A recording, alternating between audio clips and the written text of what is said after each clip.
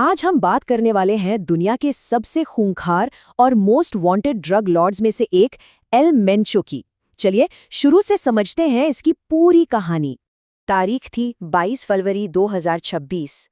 जगह थी मेक्सिको का एक छोटा सा टूरिस्ट टाउन तपल्पा। सुबह सुबह का वक्त था और यहाँ एक बहुत बड़ा मिलिट्री ऑपरेशन शुरू होने ही वाला था। हुआ ये कि मेक्सिको की स्पेशल फोर्सेस, नेशनल गार्ड और आर्मी की एक जॉइंट टीम ने शहर से दूर एक कंपाउंड को बिल्कुल खामोशी से घेर लिया।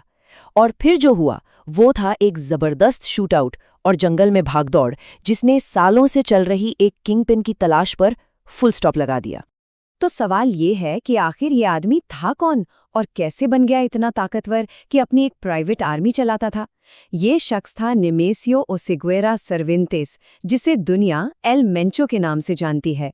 और आपको बताएं, इसकी गिरफ्तारी ने तो जैसे पूरे देश में आग ही लगा दी। इस पूरे बवाल को, इस हिंसा को समझने के लिए हमें थोड़ा पीछे जाना होगा। देखना होगा कि एल मेंचो बना कैसे, उसकी कहानी शुरू कहाँ से हुई थी। तो देखिए, एल मेंचो की कहानी शुरू होती है एक गरीब किसान के बेटे के तौर पर। वो 1980 के दशक में अमेरिका चला गया, कैलिफोर्निया में छोटे मोटे अपराध करने लगा, हेरोइन बेचने के जुर्म में जेल भी गया।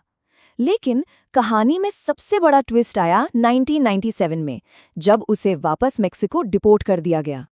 अब सोचिए, एक सजायाफ्ता ड्रग डीलर वापस मेक्सिको आता है और क्या करता है? वो पुलिस फोर्स ज्वाइन कर लेता है। यहीं से उसने सिस्टम की नस नस को समझा। उसे पता चल गया कि करप्शन कैसे काम करता है, किसको खरीदा जा सकता है और कानून में कहाँ-कहाँ लूप होल्स हैं। तो सिस्टम का यही अंदरूनी ज्ञान और ऊपर से एक कार्टेल परिवार में शादी, बस इन्हीं दो चीजों ने उसके अपने साम्राज्य की नींव रखी। एक ऐसा साम्राज्य जिसे आज हम जानते हैं कार्टेल जलिस्को नुएवा जनरेशन, या शॉर्ट में CJNG के नाम से। और ये कोई छोटा मोटा गैंग नहीं था, नहीं। CJNG तो एक प्राइवेट आर्मी की तरह काम कर रहा था। सोचिए, 2015 में इन्होंने एक मिलिट्री हेलीकॉप्टर को रॉकेट लॉन्चर से उड़ा दिया था। ये लोग सीधे सीधे मेक्सिको की सरकार को चैलेंज कर रहे थे। इनकी ताकत का अंदाजा आप एक फेडरल इन्वेस्टिगेटर की इस बात से लगा सकते हैं। उन्होंने कहा, पाब्लो एस्कोबार के बाद कोई भी ड्रग तस्कर इतना बेखौफ नहीं हुआ कि वो सरकार से सीधे सीधे भिड़ जाए। मतलब इनका लेवल ही अलग था। और ये सब करने के लिए पैसा कहाँ से आ रहा था?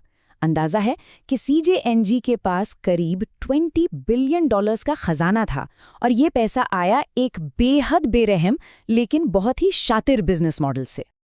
देखिए, जो पुराने कार्टेल थे वो कोकेन पर डिपेंडेंट थे, जिसके लिए उन्हें कोलंबियन सप्लायर्स पर निर्भर रहना पड़ता था।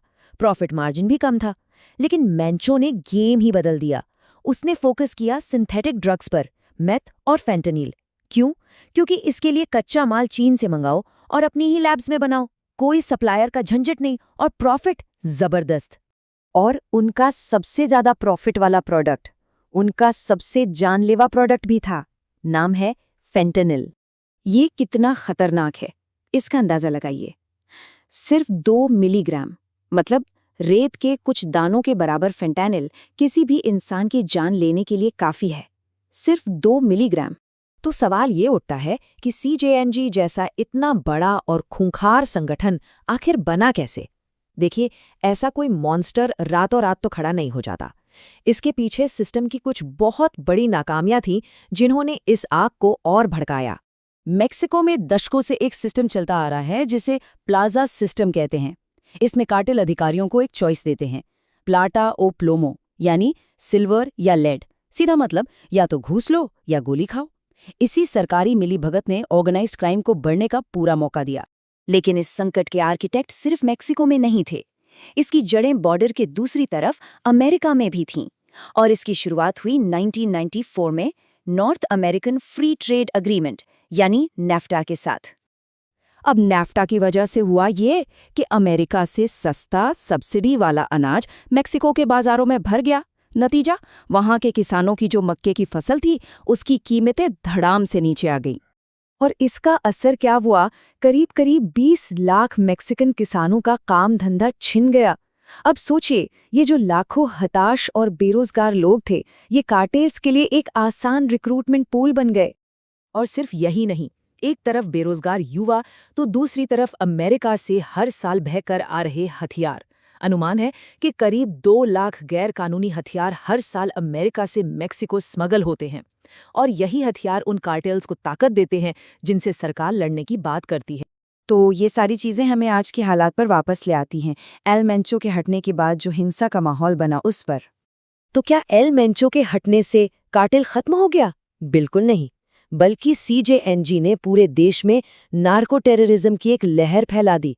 20 राज्यों में एक साथ कोऑर्डिनेटेड अटैक हुए, सैकड़ों गाड़ियां जला दी गईं, हाईवे ब्लॉक कर दिए गए।